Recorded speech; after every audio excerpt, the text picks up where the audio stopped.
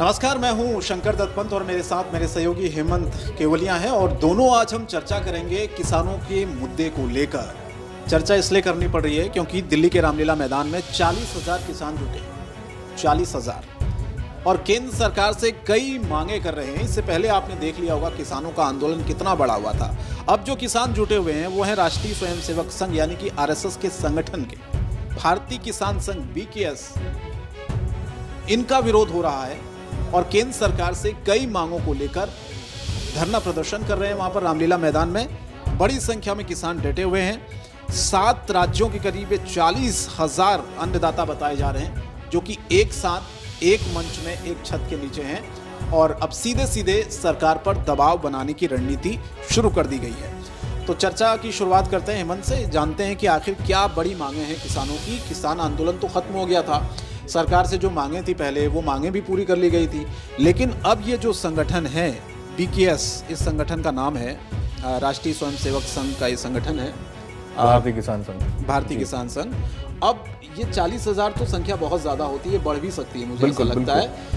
क्या मांगे हैं थोड़ा विस्तार से बताइए। बड़ी चीजें इस ठंड में जहां पर उनको घरों में रहना चाहिए, ऐसी क्या मजबूरी आ गई कि यहाँ पर आंदोलन करना पड़ रहा है? देखिए, बड़ी ये हैरान करने वाली बात है कि भारतीय किसान संघ, जो कि RSS संघ जो है उसका संगठन से जुड़ा हुआ है BKS, और किसानों की जो मांगे हैं पिछले कई वर्षों से जिसका जिक्र दरअसल किया जा रहा है, उसी को लेकर वो धरना प्रदर्शन, विरोध प्रदर्शन कर रहे हैं। और एक बार फिर से कोशिश की जा रही है कि देश के प्रधानमंत्री उनकी मांगों को समझें, सुन लें। लेकिन हमको वो वक्त याद होना चाहिए शंकर, जब हमने देखा तकरीबन 450 से भी ज़्यादा, शायद मुझे लगता है अगर मैं गलत नहीं हूँ तो 380 या 390 दिनों तक वो आंदोलन चला किसानों का, और कई किसानों की उसमें जान भी गई। उसके बाद कई प्रदेशों को उसने हिला दिया। एक वक्त ऐसी स्थिति दिखाई दे रही, सरकार को पूरा उन्होंने झुका दिया, और उसके बाद भी कहीं कोई हल बीच का निकला नहीं। हालांकि जो 3 काले कानून थे उसको रोल बैक करना पड़ा, उनको वापस लेना पड़ा। उस पर कि वो काले कानून, बिल्कुल किसानों कह रही थी कि ये उनके हित में है और उनकी जो आय है उसको 2 गुना 4 गुना करने की दिशा में एक कदम सरकार ने उठाया है। लेकिन वो काले कानून के तौर पर किसानों ने उसका विरोध किया और डटकर विरोध किया, और आखिरकार सरकार को झुकना पड़ा। लेकिन अब वही उन्हीं के, क्योंकि RSS को BJP के साथ जोड़कर बार बार देखा जाता है, उन्हीं के ही संगठन का कोई एक संघ है अगर, तो क्या ये माना जाए कि वाकई हिंदुस्तान के अंदर किसान परेशान है, हताश है, निराश है? क्या उसकी आय जो दोगुने दिखाने का जो सपना सरकार ने बताया, कहा, वो केवल और केवल एक जुमला है? इस तरीके की चर्चाएं होनी शुरू हो गई हैं, क्योंकि अभी तक शंकर हम देखें तो भीड़ वहां इकट्ठी होनी शुरू हो गई। विरोध प्रदर्शन के लिए तस्वीरें निकलकर सामने आ गई। 40,000 आप बता रहे हैं संख्या में लोग पहुंचे हुए हैं। मांगे उनकी बता देता हूं, फिर उस पर आगे हम चर्चा करेंगे। एक तो इनकी जो मांग है वो ये है कि फसल का दाम लागत के आधार पर तय किया जाए, जो शुरू से करते हैं। स्वामीनाथन आयोग की रिपोर्ट की सिफारिशें होनी चाहिए। बिल्कुल। इसके साथ वो ये कहते हैं कि किसान सम्मान निधि में पर्याप्त बढ़ोतरी हो, किसान कृषि से जुड़े सभी सामानों पर GST खत्म करने की मांग वो कर रहे हैं। बिल्कुल बात है। और ये 2-3 मांगे मुझे लग रहा है कि अपनी फसल का मूल्य तय करने का किसानों को हक होना चाहिए, ये भी उन्होंने मांग अब रखी हुई है। बिल्कुल। कुछ और भी उसमें मैं ऐड कर देता हूँ। PM किसान निधि को बढ़ाया जाना चाहिए। 6,000 जो किसान निधि मिल रही है उनको, उसको साल भर में मिलती है, 2-2 हज़ार करके जो इंस्टॉलमेंट आता है उसको बढ़ा देना चाहिए। आर्थिक सहायता भी उनकी की जानी चाहिए, जहाँ पर कोई संकट आर्थिक तौर पर किसानों पर आ जाता है या फिर फसल उनकी बर्बाद हो जाती है, तो सरकार उसको इस पर कोई ना कोई एक प्लान बनाए, उसको लेकर वो जिक्र कर रहे हैं। और किसान क्रेडिट कार्ड की सीमा जो 3 लाख है उसको 10 लाख करने का जिक्र उनकी ओर से किया रहा है। GST का जिक्र आपने कर ही दिया। लेकिन यहाँ सबसे अहम बात है जिसका जिक्र मैं अभी पहले भी कर रहा था, कि क्या वाकई सरकार किसानों को समझा नहीं पा रही? और ऐसे वक्त में जब RSS के ही संगठन से कोई संघ जो निकला नाराजगी जाहिर कर रहा है, उसके बावजूद भी ना ही कृषि मंत्री की ओर से कोई रिएक्शन आ रहा है, नहीं सरकार के किसी प्रतिनिधि की ओर से कोई रिएक्शन निकलकर सामने आया कि क्या वाकई इसको, इस डैमेज को कंट्रोल करने की दिशा में सरकार कोई कदम उठाएगी। क्योंकि एक तरफ तो आपको झुका ही दिया था किसानों ने, दूसरी तरफ फिर एक बार फिर से ये आंदोलन अगर खड़ा हो रहा है, क्योंकि अल्टीमेट अगर नुकसान होता है तो लोगों का होता है। हमने देखा कितना नुकसान लोगों का हुआ। पंजाब हरियाणा जाने वाले लोगों को किस तरीके की दिक्कतों का सामना करना पड़ा था। कई दिनों तक ट्रैक्टर ट्रॉलियां फंसी रहती थी, लोगों को भारी परेशानियों का सामना करना पड़ता था। लेकिन ये जो आंदोलन था, ये अभी जो चुनाव हो रहे थे उससे पहले होता तो क्या आपको लगता है कि फर्क पड़ता चुनाव पर? हाँ, जाहिर ये अच्छा सवाल आपने किया कि क्योंकि दिल्ली में तो नगर निगम के थे, गुजरात में जहाँ भारतीय जनता पार्टी की सरकार और हिमाचल में भी उनकी सरकार थी, और पहले ही किसान आंदोलन को लेकर एक ये कह सकते हैं कि जो राकेश टिकैत सहित तमाम किसान नेताओं ने कहा कि सरकार वादा खिलाफी करती है। बिल्कुल, सरकार ने जो वादे किए थे पूरे नहीं, किसान हितैषी नहीं है सरकार, ये मैसेज देने की कोशिश किसानों की तरफ से हमेशा की जाती रही है। जी जी।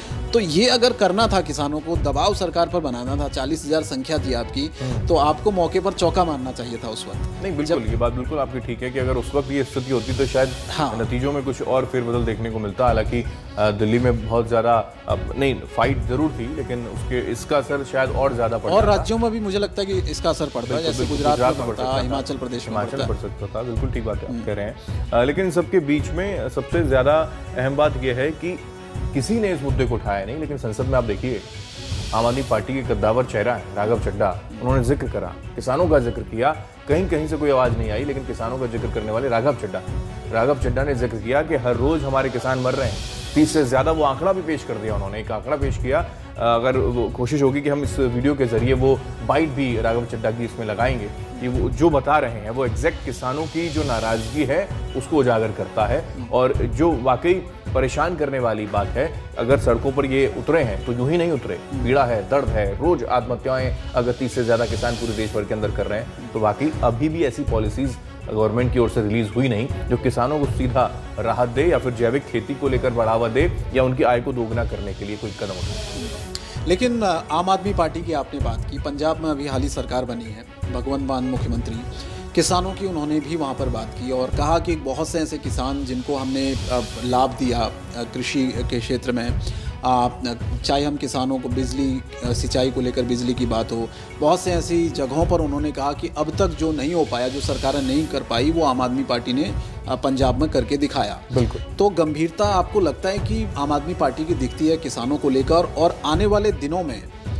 अगर ये राजनीति का दायरा बढ़ता है आम आदमी पार्टी, हालांकि राष्ट्रीय पार्टी अब बन चुकी है, तो क्या किसानों के जो मुद्दे हैं जो बरसों से चले आ रहे हैं, जो आज तक हल ही नहीं कर पाया कोई किसान, अब तक परेशान है आज़ादी के इतने सालों बाद, आम आदमी पार्टी जो बार बार इस बात को कहती है किसानों को सेंटर में लेके कि हम आपकी मांगों को पूरा करेंगे, कांग्रेस ने भी ये कहा था, लेकिन कांग्रेस के वादों पर एतबार नहीं कर पाई जनता, किसान भी नहीं कर पाए। लेकिन भरोसा आम आदमी पार्टी को लेकर मेरा सवाल इसलिए था आपसे क्योंकि आम आदमी पार्टी अपने पांव पसारते जा रही है हर राज्य में। दिल्ली में आप देखिए नगर निगम में सरकार बना ली, पंजाब में सरकार बना ली, गुजरात में कुछ सीटें लेकर आई हैं जी। हालांकि अरविंद केजरीवाल ने तो ये तक कहा कि गुजरात में जो स्थिति थी वो बैल का दूध निकालने के बराबर ऐसी स्थिति थी, फिर भी हमने वहाँ पर सीटें निकाली।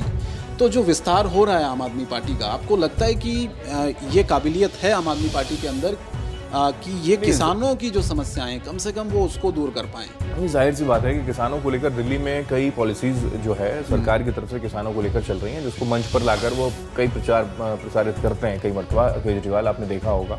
वो अलग बात है कि दिल्ली के देश की राजधानी दिल्ली के अंदर किसानों को लेकर बहुत ज़्यादा पीड़ा दर्द नहीं है। जो दर्द है वो उत्तर प्रदेश के क्षेत्रों का जिक्र कर लें या फिर हरियाणा, पंजाब, हिमाचल जो कि कृषि प्रधान प्रदेश ही हैं, वहाँ की स्थिति। लेकिन पंजाब एक बड़ा चैलेंज है आम आदमी पार्टी के लिए, और यही बताएगा कि आने वाले वक्त में किसानों को लेकर कितना काम सरकार कर रही है। हालांकि पंजाब के अंदर जो ऐलान भगवंत मान ने किए हैं वो किसान के हित में है, जिसका जिक्र वो बार बार करते हैं। वो अलग बात है कि इसको काउंटर करने के लिए विरोधी तो सड़कों पर उतरकर यह जिक्र करेंगे कि जो वादा किया था भगवंत मान ने वो पूरा अभी तक किया नहीं। लेकिन कुछ ना कुछ ऐसी पॉलिसी ज़रूर हैं भगवंत मान की ओर से जो चलाई जा रही हैं पंजाब में किसानों को खुश करने के लिए, क्योंकि यही वो पार्टी है। जब किसान आंदोलन हुआ था तो विरोधी दल के तौर पर, विरोधी नेताओं के तौर पर सबसे पहले किसी ने जिक्र किया था तो आम आदमी पार्टी की, और वो ये बताने की कोशिश कर रहे थे कि कांग्रेस पार्टी केवल ट्विटर पर इसका विरोध कर रही है, हम तो सड़कों पर जाकर खुद किसानों के बीच में जाकर विरोध कर रहे हैं। तो मुझे लगता है शायद आने वाले वक्त में, अब राष्ट्रीय पार्टी का जिक्र आपने कर ही दिया, तो किसानों के हित में जरूर कदम उठाए जाएंगे। राघव चड्ढा ने जितनी बेबाकी के साथ ये जिक्र संसद के अंदर किया है उसका जरूर रिएक्शन आएगा, क्योंकि जवाब देना होगा, कृषि मंत्री साहब को जवाब देना होगा कि आखिर ये क्या स्थिति है हिंदुस्तान के अंदर, आखिर किसान 30 से 35 क्यों मर रहे हैं, क्या आपने डबल उनकी आय को कर दिया, क्या जैविक खेती को लेकर आपने जो सपने दिखाए वो पूरे हुए हैं नहीं, तो कई मुद्दे हैं जिस पर जवाब देना। तो अब जाते जाते एक सवाल और मेरा, जो मांगे किसानों ने उठाई हैं, आपको लग रहा है कि वो उनमें से कुछ हद तक मांगे पूरी हो सकती हैं, या फिर क्योंकि सरकार ने पिछले जो कानून थे 3 कृषि कानून, उनको कहा था कि वापस नहीं होंगे क्योंकि किसानों के हित में है, इनको लेकर भी सरकार ये कह सकती है कि भाई ठीक है, सब्सिडी 6,000 रुपये दे रहे हैं, इसको आगे बढ़ाया जाएगा। मुझे ऐसा लगता है कि कुछ मांगे हैं जो जिसको माना जा सकता है, जैसे कि चाहे वो क्रेडिट कार्ड का जिक्र हो, 300 से 10 लाख करना है, हो सकता है कि बीच का कोई रास्ता निकले, हो सकता है पीएम किसान निधि जो मिलती है किसानों को 2024 से पहले क्या संभव है ये? जाहिर सी बात है, कोई ना कोई विकल्प के तौर पर कदम जरूर उठाया जाएगा, लेकिन जो बड़ा मसला है जीएसटी का जो जिक्र कर रहे हैं कि उसके दायरे में नहीं आना चाहिए, और उसके साथ साथ जो आयोग की सिफारिशें हैं उसमें कुछ बिंदु हैं जिसको मनाने की कोशिश कर रहे हैं, जो वो आंदोलन करने वाले किसान भी कर रहे थे। तो उन मांगों को कैसे माना जाएगा? अगर मान लिया गया तो फिर हो सकता है कि और मांगे ना किसानों के सामने आ जाए और संगठन खड़े ना हो जाए और फिर विरोध करना शुरू ना करें। तो ये आंदोलन चलता रहेगा, यूं कहा जाए? कुछ स्थिति ऐसी फिलहाल तो लगती है, अब तक कोई क्योंकि अभी तक मेरे को ये जानकारी नहीं कि सरकार का कोई प्रतिनिधि वहाँ पर गया है, उनसे बात की है, या वो बात करने के लिए आए हैं। जैसे पहले दौर की वार्ता हुई थी जो किसान आंदोलन बढ़ा हुआ था, इसमें ऐसी कोई प्रक्रिया नहीं चल रही। अभी तक कोई ऐसी प्रक्रिया निकलकर सामने, इसलिए मैंने आपसे कहा कि राघव चड्ढा ने ही संसद के अंदर इसको उठाया, और अब जब संसद के अंदर इस पर चर्चा हो रही है तो जाहिर सी बात है कोई ना कोई रिएक्शन जरूर आए। चलिए देखते हैं कि इस पर क्या रिएक्शन आता है, और साथ ही साथ ये भी देखते हैं कि किसानों की जो मांगे हैं वो सरकार को कितनी जायज़ लगती है, क्योंकि किसान 10-20 हज़ार नहीं, पूरे 40,000 किसान हैं जो डटे हुए हैं इस ठंड में। अब ये मांगे कितनी जायज़ सरकार को लगती है, कितनी मांगे इसमें से पूरी हो पाती है, क्या सरकार का कोई प्रतिनिधि वहाँ पर जाके उनसे बातचीत करता है, कोई आश्वासन देता है, या आने वाले दिनों में तस्वीर साफ हो पाएगी। फिलहाल हेमंत, आपका बहुत शुक्रिया, अच्छा विश्लेषण आपने आज किया किसानों को लेकर, क्योंकि आपने किसान आंदोलन भी कवर किया था, इसलिए मैंने हमसे कई सारे सवाल भी पूछे। तो वीडियो आपको कैसा लगा कमेंट में ज़रूर बताएं, और यह आंदोलन जिसका हमने जिक्र किया, क्या आपको लगता है कि आंदोलन जायज़ है? क्या किसानों की स्थिति वाकई में देश में इतनी ख़राब है कि उनको बार बार बड़े आंदोलन के जरिए अपनी समस्या को सरकार तक पहुंचाना पड़ता है? फिलहाल आज के लिए इतना ही। मुझे और मेरे सहयोगी हेमंत को दीजिए इजाज़त। नमस्कार।